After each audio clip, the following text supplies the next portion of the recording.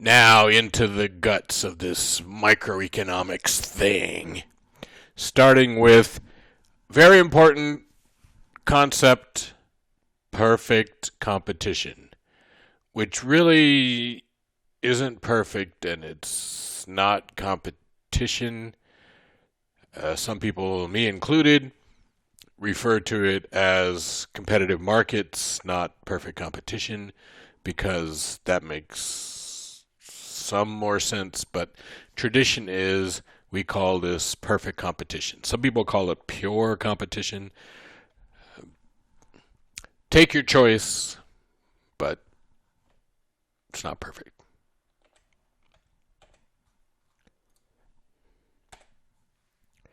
All right, I put a farm over here because really in our modern world, there's very few things that perfect competition applies to. Things like farming, fishing, maybe. Your book lists a bunch of things like plumbing and painting, and none of those are perfect competition. There's something called monopolistic competition. But, people like to spread rumors or something. Monopolistic competition is 2 chapters from now, so we'll get there. Perfect competition is 4 things. So we have lots of firms and lots of buyers, right? Remember supply and demand, remember Adam Smith, remember the basics of markets. Competition, buyers and sellers, negotiating. For this to work, you have to have lots of buyers and lots of sellers.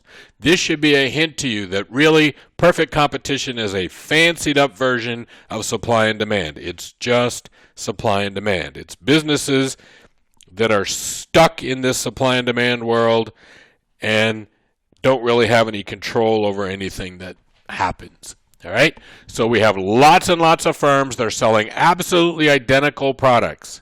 Right? Tuna is tuna. Wheat is wheat. Identical products. Plumbers are not plumbers. Hairdressers are not hairdressers. A lot of the things that are listed in your book under things that are perfect competition don't have identical products, and therefore they're really not perfect competition. They're monopolistic competition. So many firms, they have identical products. You will also hear the word homogeneous. Many, in fact, probably most economists use the word homogeneous products, not identical. Homogeneous is just a fancier way to say identical.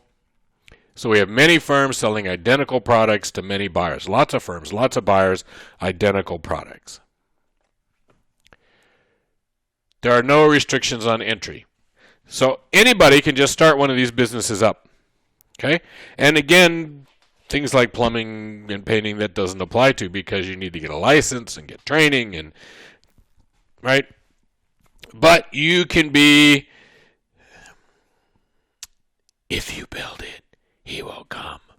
Be a city dweller and go out and buy you a farm and become a farmer, right? And you can be Kevin Costner in Field of Dreams. So there's no restrictions on starting. There's also no restrictions on getting out. And you're saying, why would there ever be a restriction on getting out? Well, let's suppose that the power company announced they were going to shut down. Might we send the Marines in to stop that? Yeah. So there are businesses that not only you have trouble getting into if you want to get into them, but once you're into them, you might have trouble getting out of them if you ever want to get out of them. So lots of businesses, identical products, lots of buyers, new firms popping up all the time, old firms going away. It doesn't matter because there's so many businesses and they're selling identical products and you really aren't going to care. So the old businesses that are out there, they don't have any advantages. Just because you bought your wheat from one guy last year, why do you care? All wheat is wheat. Really doesn't matter who you end up buying that wheat from, right? And farmers, in fact, tend to try to pool together and team up with each other because they know that their customers really, most of them don't care who they buy from. So they want to try to give themselves an advantage. But the established firms, the existing firms, have no advantage over a new business coming in. And The buyers and the sellers all know what's going on. Nobody's fooling you about what the price is. I used to work for a little newspaper in rural Colorado when I was in school, and we published a crop report every day, and the crop report had the price of wheat and the price of soybeans and the price of cows, and everybody knew what the price was. There was no fooling. Okay? A lot of people, when you see number 4, a lot of people will say perfect information, not well informed. And the question of how much information you have to actually make this work is a big deal. Think about a farmer. A farmer has to decide what to plant in the spring, or maybe even before that, depending on their type of crop. But they're going to decide what to plant in the spring. They're not going to harvest it till the fall. They're trying to guess what is going to happen to the price. They're hoping that the price is going to be high when they go to sell it, but sometimes they're wrong. So even in the farm world, sometimes the information of the buyers and sellers in the market just isn't very good, and it works out badly for them. Okay? But for this to really work the way it's supposed to, the buyers and sellers have to have good information. Okay. If this is only about corn and wheat farmers, why do we spend a whole chapter on it? The answer is that we want to do things like prove that monopoly is bad. How do we prove that a monopoly is bad? That it's worse for society than competition? How do we look at the outcomes of a business and say, this is a satisfactory outcome or this is not a satisfactory outcome? This is good for society, this is bad for society. The answer is that we compare those outcomes to what would have happened if they were in perfect competition. So perfect competition, because it's going to turn out that it gets these really nice optimal outcomes. Perfect competition is the comparison point that we start from. So we say, compared to perfect competition, monopoly does this. Compared to perfect competition, oligopoly does this. Compared to perfect competition, monopolistic competition does this. And so this is our comparison point against which we measure all the other kinds of businesses. We have 2 kinds of business in the world. Most businesses, the vast majority of businesses, are what are called price makers or price searchers or price seekers. Different people have different names that they like, but maker, searcher, seeker, they control their price to some extent. They can hunt around for the best price. That's why seeker or searcher, right? You don't wake up in the morning and know what the right price is if you're a house painter, but you keep making bids to paint houses until you find prices that work for you and let you sell and let you make money, right? You're a price searcher, you're a price seeker. You have some control. You can bid different prices. This is not the way perfect competition works. In perfect competition, we're going to find out that these people are price takers. That means they're not able to affect their price. No wheat farmer has control over the price of wheat. There's a big, in fact, global market for wheat, and that global market for wheat is what determines the price of wheat. As a farmer, I'm looking in the paper, I'm looking in that Greeley Tribune to see what the price of wheat is. Okay? Knowing that when I go to sell my crop, whatever the market price that is that day is what I'm going to get. Right? I can't seek or search the price. So again, perfect competition can be price takers. Why? Well, number one, wheat is wheat, right? And so when you go to sell it, you can't go, hey, my wheat's better than his wheat, you should pay me more. Wheat. So all the wheat's going to end up being the same price, basically. And if you know how farming works, basically every crop these days is planted from one kind of seed. Sometimes it's the same seed, right? So every tree that gets planted when they cut down trees for wood, they put new trees in. All those trees are genetically identical.